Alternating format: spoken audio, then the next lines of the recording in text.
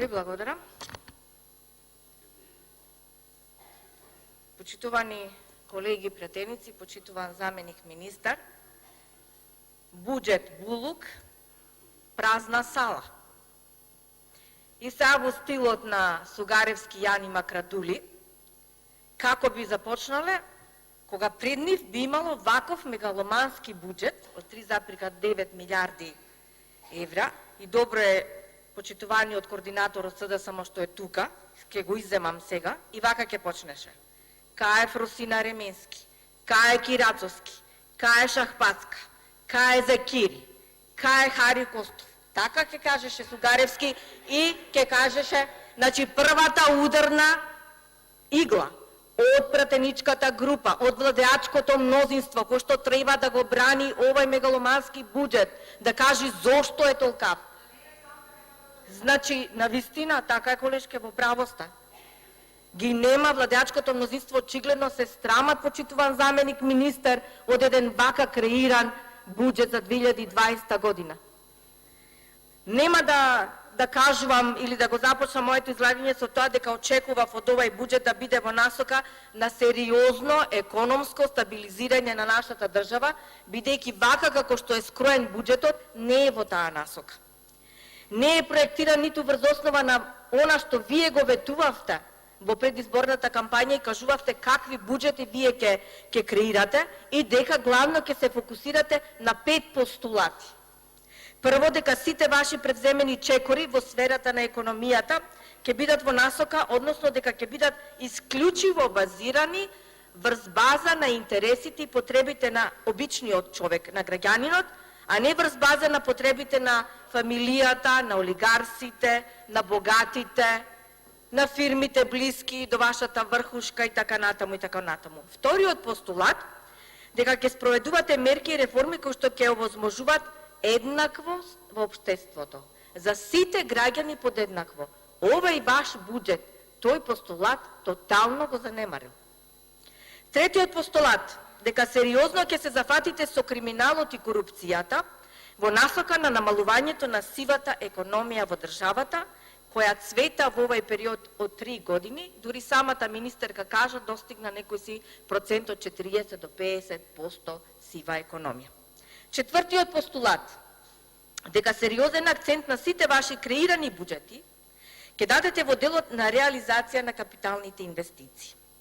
Посебно во сферата на инфраструктурата, бидејќи нели тој бил и првиот, односно основниот услов за една економија да оди напред.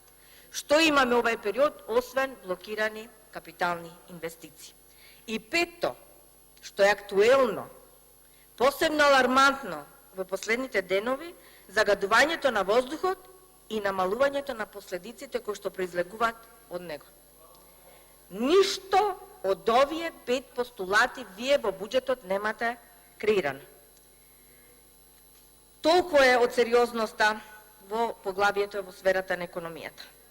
Наместо фокусот да биде врз популистичките мерки, кои што треба да ви донесат глас повеќе, требаше сериозно да се седне онака барем како што Заев ветуваше при реконструкцијата на владата, со оглед на тоа дека сега имаме една млада, инвентивна, иновативна министерка. Верувам дека прошетала ни светот, знае врз основа на што се базира економијата во развиените економски земји. Па сметавме дека врз основа на тоа овај буџет ќе понуди нешто сосема поинакво од другите претходни буџети. Но ако не беше власта себична и размислувала само за 12 април, како да добие глас повеќе, ако власта сериозно размислувала за иднината на државата и нејзината економска стабилност, тогаш ќе се фокусирала наместо кон краткорочни ефекти од овај популистички буџет, секако кон среднорочни и долгорочни ефекти, а тоа би значило сериозно зафаќање со приоритетот кој го наметнува, дека со овај буџет вие на прво место нели го ставате човековиот капитал или јакнење на човековиот капитал, а од тоа јакнење тука има само една гола фраза која не е подкрепена за жал со ниту еден аргумент.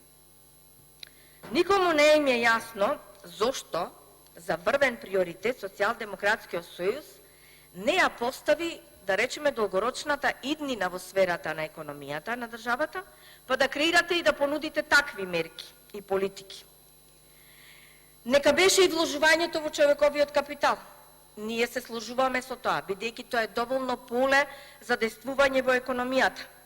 Но да се подкрепевте со сериозни реформи, со сериозни зафати, со сериозни проекции во сите сфери, во здравството, во образованието, во инвентивниот сектор и да не набројувам, а не само вложување во зголемувањето на платите.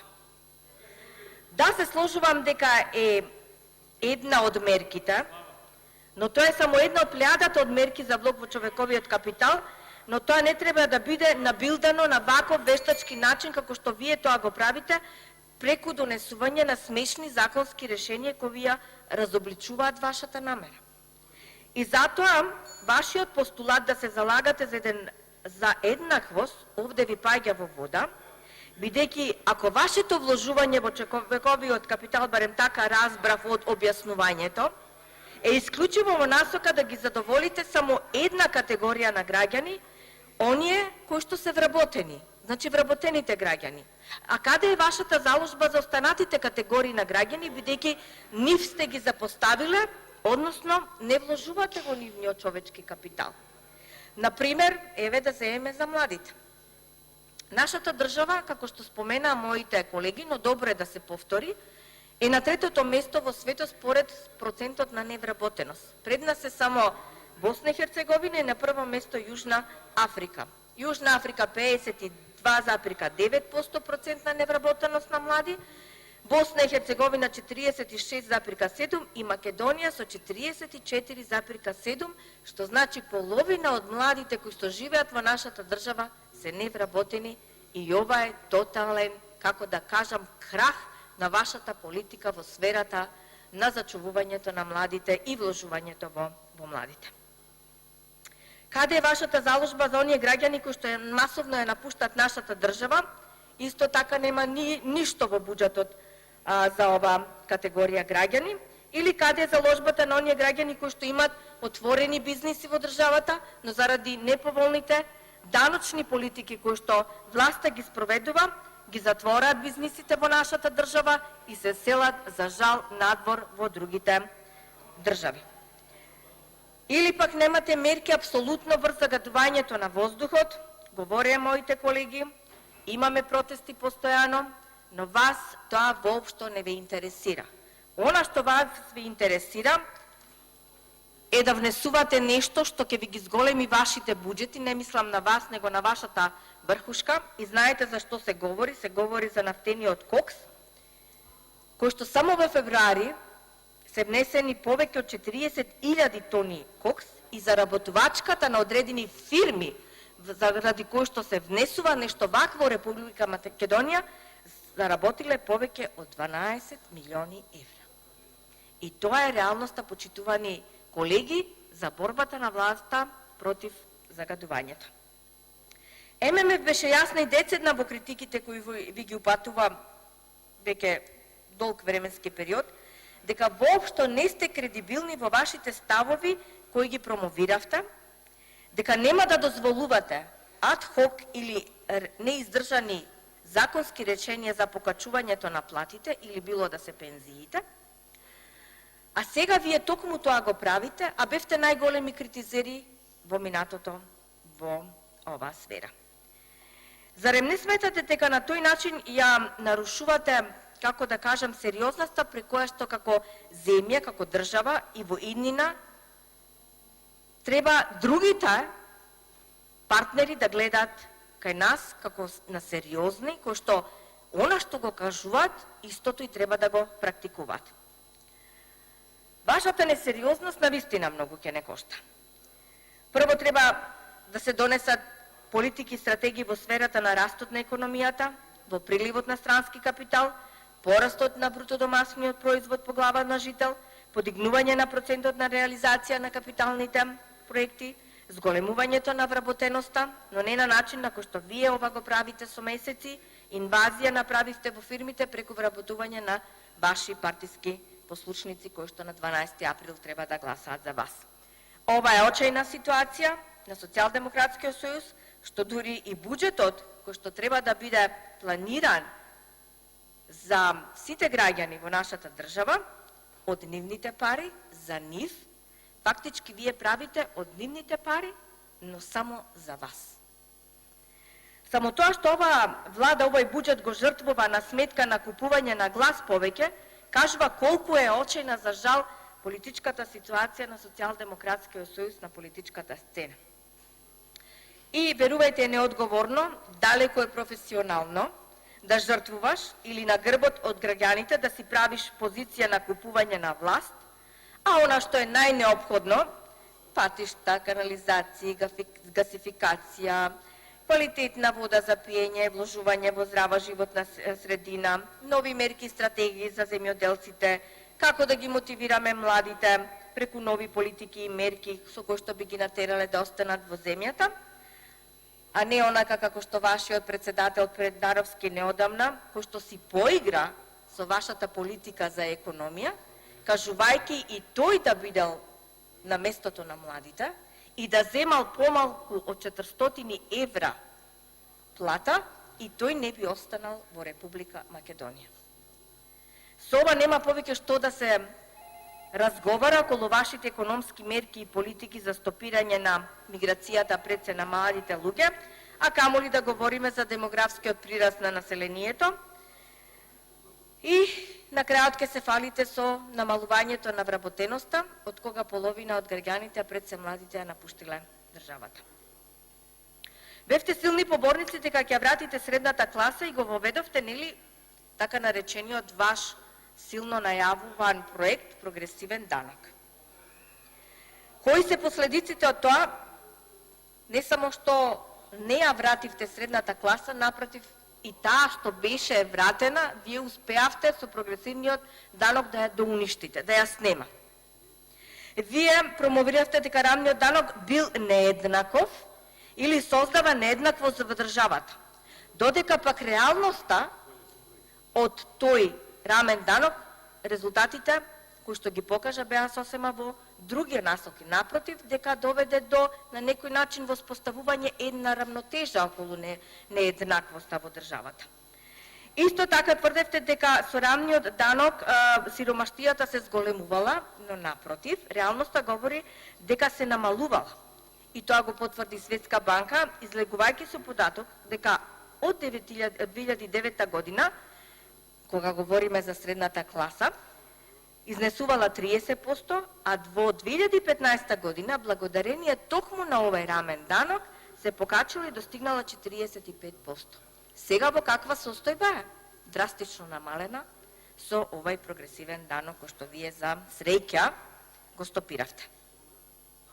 Ако тргнеме исто така од фактот околу во овие вашите закони, конкретно околу законот за зголемувањето на платата, кој што го донесовте не врз база на природни параметри, а знаеме дека платата нели е економска категорија, и тоа самото говори дека е зависна или врз неа влијаат економски чинители, кои природно треба да донесат до нејзино покачување, наспроти како што е во сегашниот случај, каде главни критериуми за зголемувањето на минималната плата не се економските параметри за жал, туку предизборни политички цели кои СДСМ планира да ги постигне со едно вакво популистичко решение. И тоа се носи неколку месеци пред изборите. Ако вие имавте сериозен пристап, тогаш во вашите планови требаше да го впишете следното, или барем ние го очекувавме следното, бидејќи кажувавте дека сериозно ќе се зафатите во делот на економијата.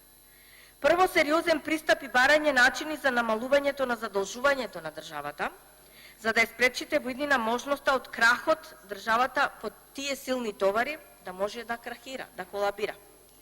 Второ, зошто вашите размислувања не се во насока на сериозна данична реформа, која ќе овозможи дополнително мотивирање, наспротив демотивирање на бизнис секторот да вложува и да инвестира во државата? Зошто не објавивте сериозна војна на корупцијата која го разјарува системот на функционирање внатре во секоја сфера, а посебно во сферата на економијата, бизнисот, преку постојаната пракса наместенки на тендери, на подкупи, договори во 4 очи, рекет и така натаму и така натаму. Четврто, да имавте сериозен пристап кон усовршувањето на администрацијата, да биде ем стручна, ем ефикасна, наспроти она што во моментот го правите со нестручен кадар и никогаш нема да биде она што вие се заколнавте дека ќе направите, како велевте, ем ефикасна, ем ефективна јавна администрација. А ова вие што го правите сега е во стилот од времето на социјализмот, ниша и врата, земај плата, цртичка администрација. Тоа е девизата врз основа на која што вие ги правите реформите во администрацијата.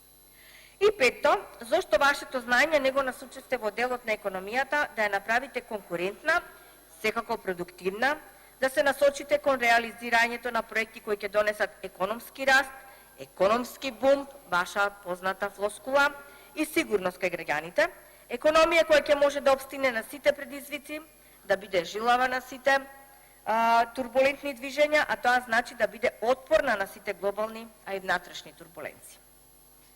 Ако вака размислувавте, тогаш ќе можеше да се очекува една сериозна иднина за нашата држава. Тоа значи дека на преден план сте ја ставила безбедната иднина на граѓаните и сте размислувале да оставите добра основа во полето на економијата за следните генерации. Така треба да размислува едно министерство и еден министер за финанси, така треба да размислува една сериозна влада, а не на начин на кој што вие тоа го правите за еднократна употреба, на кратки стази, за конкретни луѓе, со конкретни цели и за жал сето тоа вас ве прави како влада неуспешна. И сега ми се наметнува едно прашање, дали вие, се мисли на Министерството за финанси, кога го креиравте буџетот, имавте визија што треба да се оствари со истиот. Требаше да бидете водени од девизата дека кога е во прашање економијата, исто како да е во прашање националниот интерес на вашата држава и на вашите граѓани. Односно, треба да се воспостави еден консензус, бидејќи економијата не е за фамилијата на Заеви и останатите негови блиски, туку таа треба да се креира за секој еден граѓанин за да има бенефит од буџетот. Не можам и да ве разберам, бидејќи вашите сваќања за националните интереси ни се и многу нам добро познати и нема што да бараме во тој дел од вас. За вас ништо не е свето освен изнаоѓање начини како да останете на власт и да можете да се пазарите нели со државните интереси, а не да ги заштитите, а камоли да ги унапредите. Буџетот не се креира зад затворени врати во канцеларија без да го слушнете гласот на граѓаните, без да го слушнете гласот на бизнис заедницата, домашните и странските бизнисмени и останатите субјекти, но за жал сето тоа за вас не е важно. Важно е како на 12 април да освоите еден глас повеќе на ваше конто. Требаше да работите на планот или на идејата за воспоставување на национална економска стратегија кој што ќе ги дефинира чекорите или патеките по кои што треба да се движи нашата економија, а не да ги девалвирате и негирате позитивните ефекти, реформи, превземени економски политики, успешни мерки од претходната влада. Таквата ваша негаторска политика ве кошта прво вас како неуспешна влада, а после ја кошта државата многу. Така да сметам дека ќе требаше да излезете од сенката на таа успешна претходна влада или барем да ги земевте сите оние позитивности кои што таа ги превземаште. Ги негиравте или ги критикувавте субвенциите кои што претходната влада ги воведуваше, конкретно во делот на привлекувањето на странските директни инвестиции, а сега токму од тие ефекти, од странските директни инвестиции, вие се фалите за влезот на странскиот капитал, благодарение на реинвестициите, токму од тие странски директни инвестиции, кои што претходната влада најде и начин и механизми за истите да ги привлекува, за разлика од вас кои што истите ги пренасочувате кон нашите соседи. Политиката на привлекување на странските инвестиции беше најкритикуваната од ваша страна и најисмејуваната, ако се сеќавате. Кажувавте како и го смејувавте тогашниот премиер, како со куфарчето одел да моли зашто повеќе странски инвестиции да дојдат во Република Македонија, зашто ќе се отвориле повеќе работни места. се што беше позитивно, се вие го негиравте. Имам уште многу да кажувам за овај буџет, но едното можам да кажам дека она што ќе му остане како лајт мотив на истиот е тоа дека е креиран само и само за подкуп на граѓани во предвремените парламентарни избори. Благодарам. Благодарам. Реплика, Пратевич